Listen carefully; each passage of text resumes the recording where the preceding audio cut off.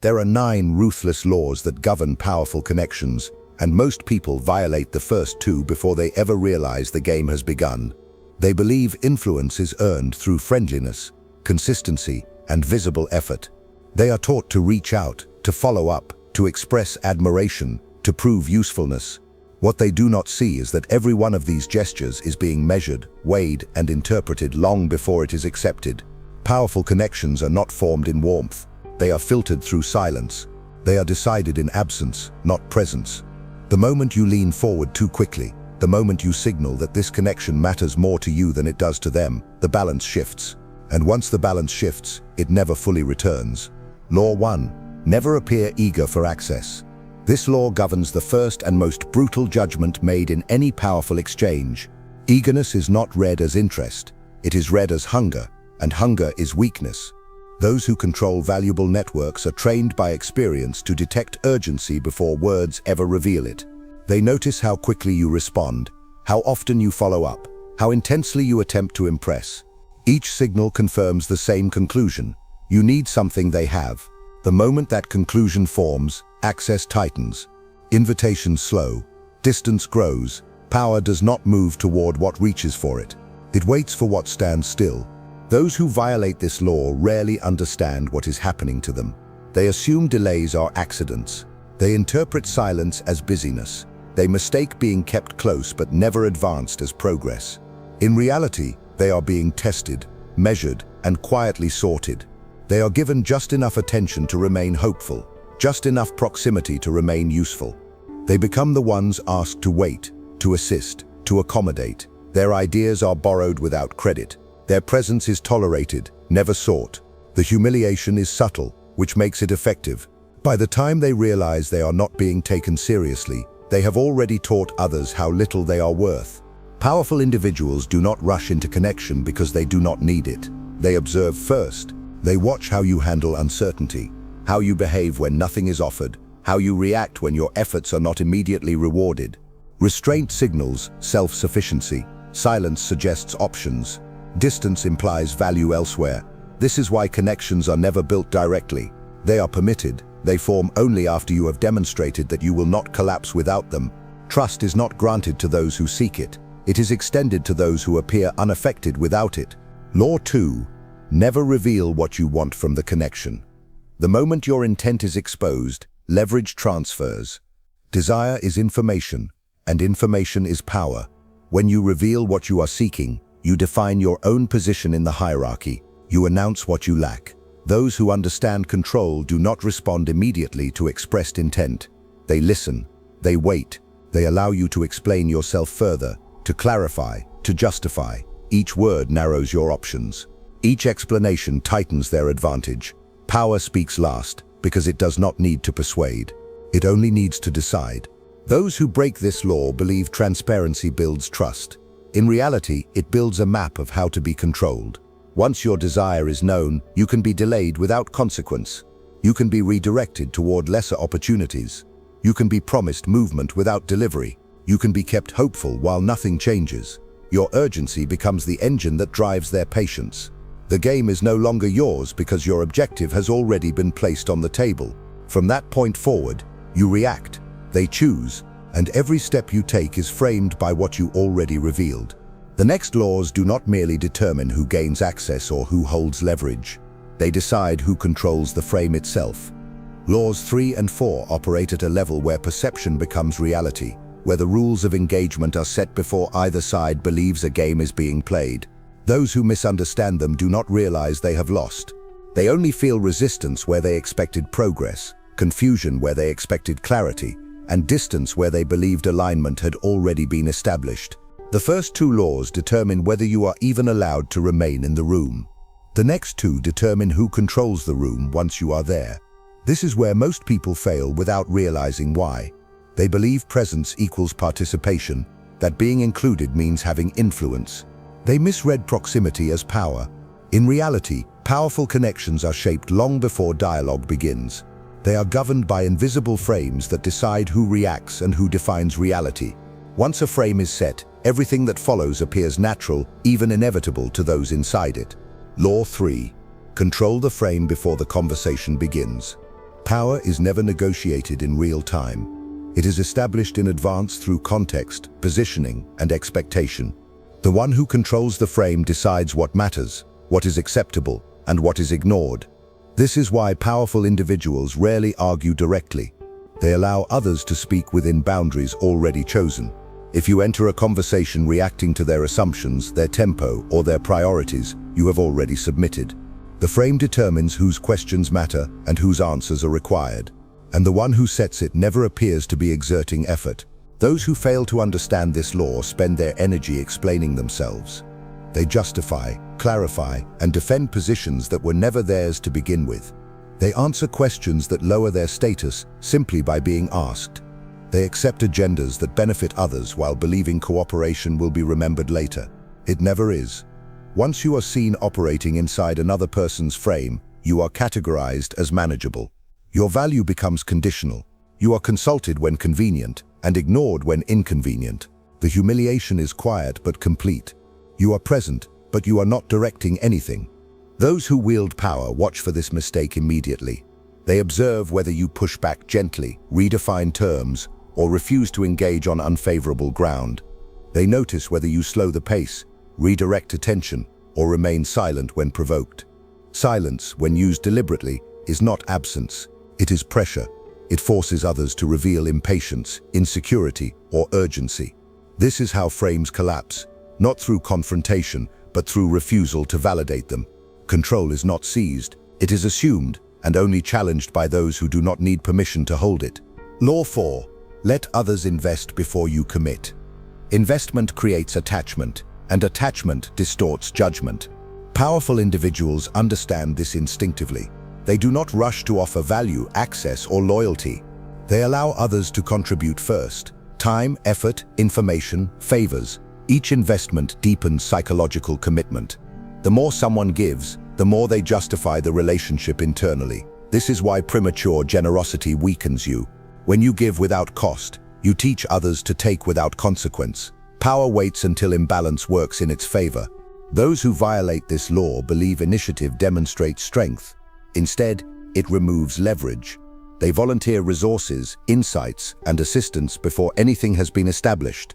They move first, then wonder why reciprocity never arrives.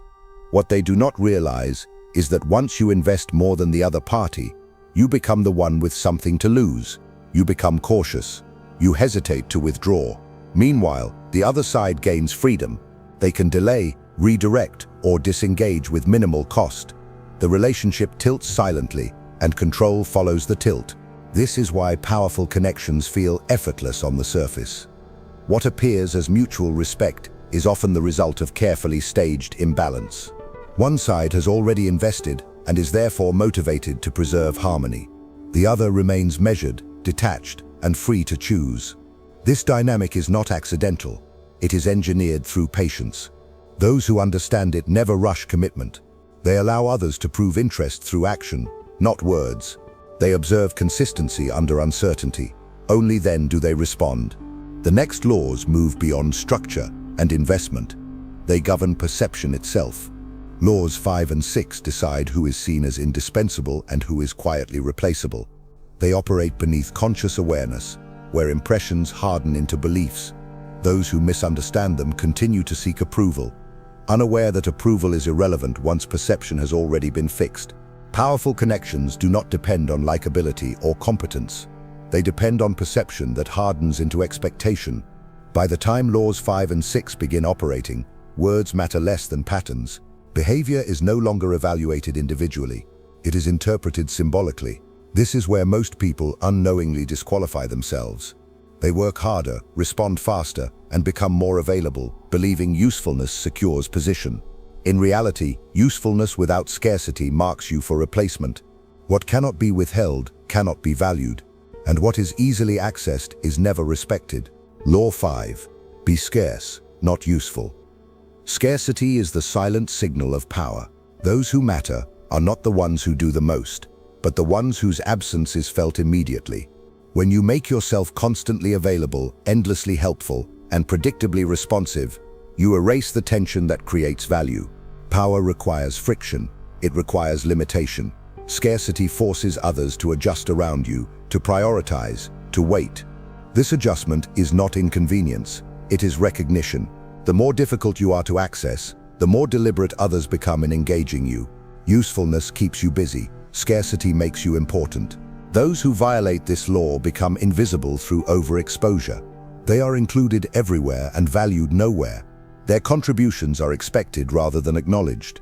When they withdraw, no disruption occurs because no dependency was formed. They confuse activity with influence and effort with leverage. Over time, they are bypassed for decisions while still being relied upon for execution. Their role stabilizes at the lowest level of respect, necessary but not decisive. Once labeled this way, escape becomes nearly impossible because they have trained others to function without tension. Scarcity does not mean disappearance. It means controlled presence. Powerful individuals regulate access with precision. They appear at moments of consequence and withdraw when nothing meaningful is at stake. They do not respond immediately. They do not explain absences. They allow others to feel the gap and assign value to it themselves. This creates psychological weight. People begin to associate your presence with importance rather than availability. In this way, scarcity becomes self-reinforcing. The less you offer freely, the more your engagement is sought deliberately. Law 6. Never compete on performance, compete on position. Performance invites comparison, position ends it. Those who rely on competence alone place themselves in a contest they cannot control. There will always be someone faster, cheaper, or more enthusiastic. Power avoids this arena entirely. It moves one level above. Positioning determines who evaluates and who is evaluated, who decides and who executes. When you are seen as the authority, performance becomes irrelevant. Others compete beneath you while you choose among them. Those who break this law believe excellence guarantees security. Instead, it invites scrutiny. The more you prove yourself through output, the more replaceable you become by someone willing to produce more. Your value becomes measurable, and what can be measured can be substituted. Meanwhile, those who control position are judged by outcomes, not effort.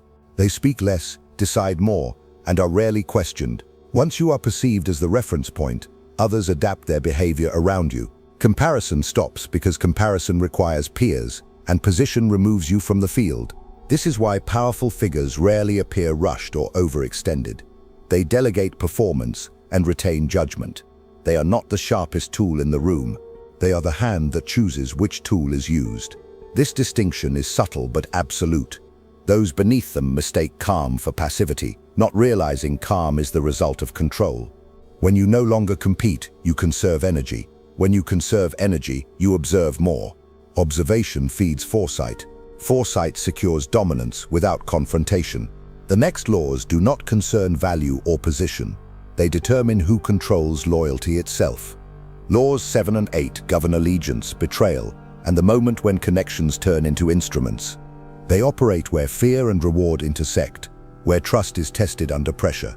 Those who misunderstand them believe loyalty is given. In reality, it is engineered, and it carries consequences far beyond simple association. Laws 7 and 8 do not operate in daylight. They emerge under pressure, when incentives collide and certainty dissolves. This is where connections reveal their true nature. Many assume loyalty is an emotional bond, something earned through time or shared experience. That belief is dangerous. Loyalty is a behavior shaped by consequence. When stakes rise, sentiment evaporates and structure remains. Those who understand this are rarely surprised by betrayal. Those who do not are always shocked, and shock is weakness. Law 7. Make loyalty conditional, never absolute. Absolute loyalty exists only in stories told by those who are already defeated. In reality, loyalty that is unconditional becomes complacent. It decays into entitlement. Powerful individuals never demand loyalty directly. They design systems where loyalty is rewarded visibly and disloyalty is costly without being theatrical. This keeps allegiance active rather than assumed. When loyalty must be maintained, it remains sharp. When it is guaranteed, it softens into vulnerability. Those who violate this law believe trust should be pure.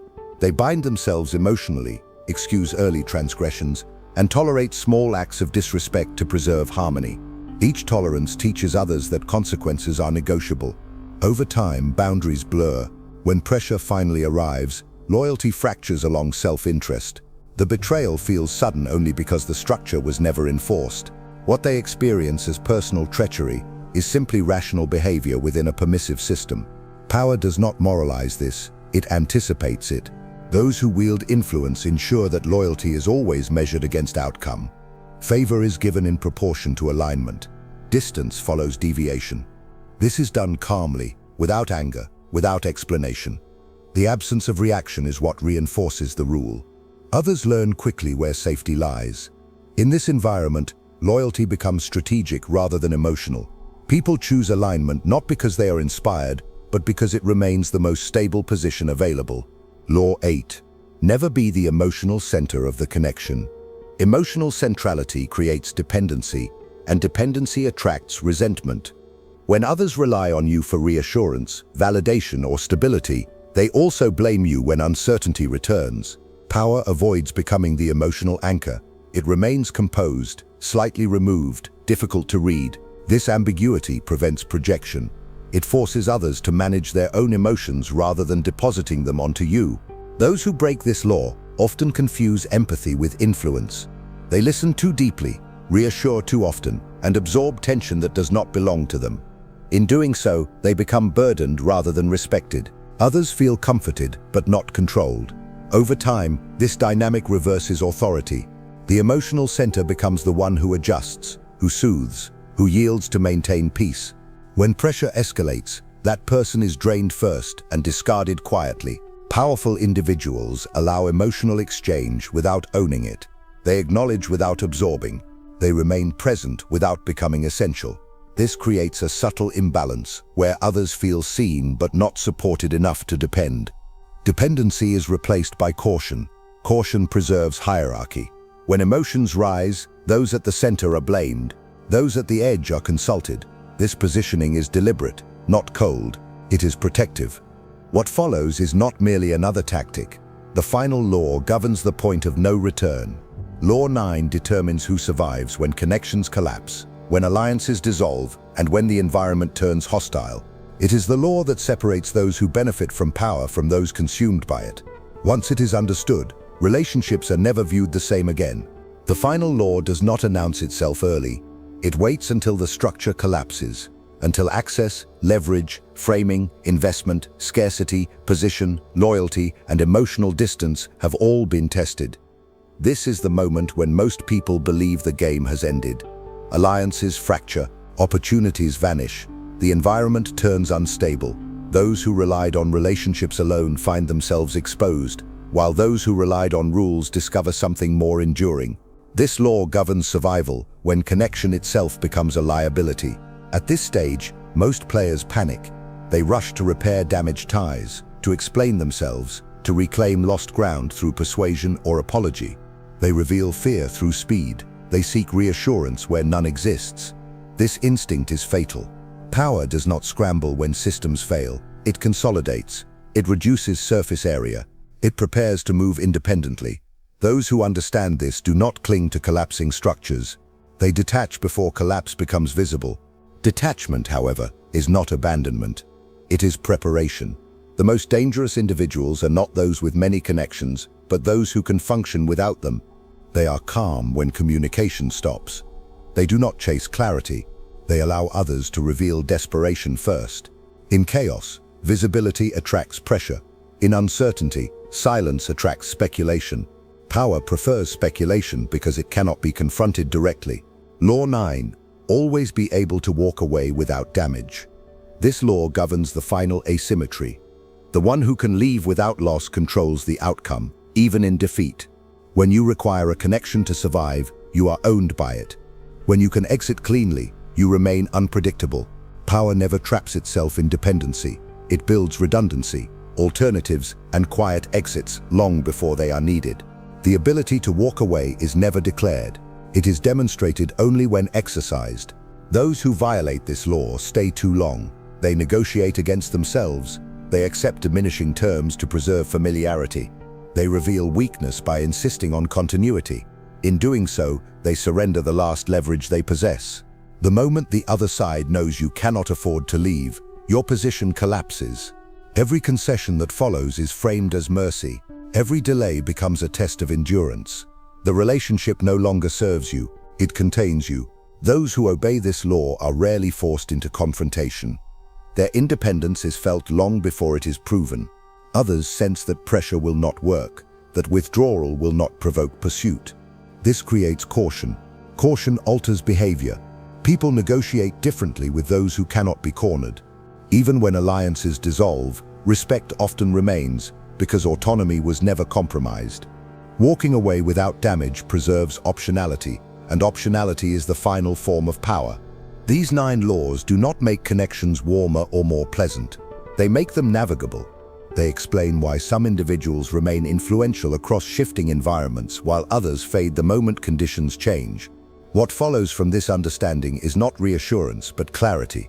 Once clarity is reached, the game does not become easier, it becomes visible. If you've made it this far, it's because a part of you already understands this truth. Powerful connections are never built on kindness, honesty, or good intentions. They are built on leverage, timing, and control. Those who ignore these laws become useful. Those who master them become untouchable. Now tell me in the comments, are you ready to stop approaching power naively? Are you willing to see relationships not as bonds of trust, but as structures of influence?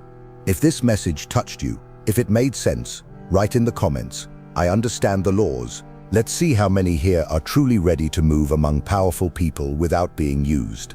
And don't forget, keep watching the next video. It's important, much more than you imagine. See you there.